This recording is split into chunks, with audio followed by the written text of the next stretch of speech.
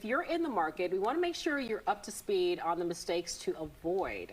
Joining us now with some key tips for prospective buyers is Tony Cammarota with RE/MAX Distinctive. Welcome to the show. And I know so many people in this area want to get into home buying, but it's so expensive. Right. And then they throw up their hands and say, well, I can't even afford it, so why bother? But you're going to tell them the 5 mistakes to avoid. Where should they start?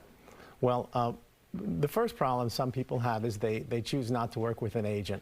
Ooh, okay. I think it's very valuable to work with an agent because when someone talks about the areas that they want to live in, their wants and things they don't want in a home, I may know neighborhoods that they don't even realize that will work perfectly for them.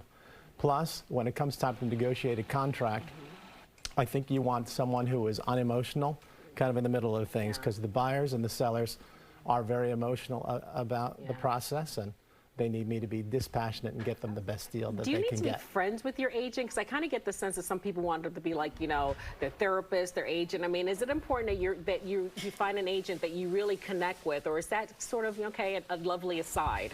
I mean, it's a very intimate process, so many times, you know, I do become friends with certain clients. I don't think it's totally important because I think, again, I have to be a little bit removed from it so that I can do the best job for them. All right, let's run through the other ones. I know you said you got to be pre-approved. A lot of people don't realize that, but you got to be pre-approved.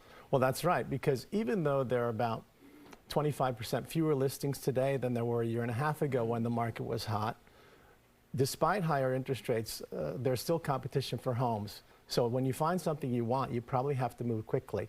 So you have to have that letter from the bank saying that you're financially able to buy this home, because you may be in competition. What should you expect from the seller? In terms of what? Like contributions or anything of that nature? Yeah, what should you expect? That's all negotiable. You know, another aspect we're going to talk about is the cost of buying a home. It's not only the down payment, but it's the closing costs, which is about 3% in DC and Maryland and 2% in Virginia.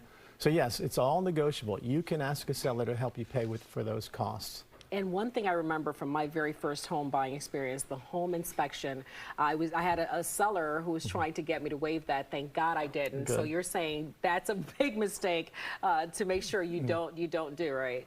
That's right. It's very important, of course, to find out what the problems might be in that particular home, but also to learn about the home. Yeah. I deal with so many very accomplished people who don't really know almost anything about how the systems in a home work. So I tell my buyers, stay close to that inspector, and he or she is going to tell you how things work and how you can maintain things in that home. So it's very important.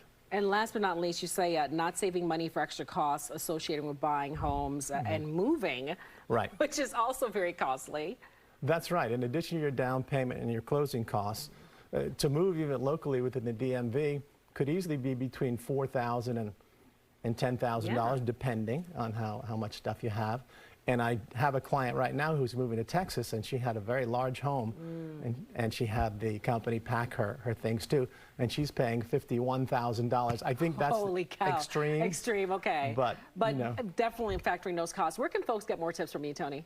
They can call me at 703-408-0550 or go to my website, myrealtor.TonyCammarota.com. All right, you got it from the expert right here. A lot of folks in the market listen to this guy. He knows what he's talking about. We have to get you back for more tips of the trade.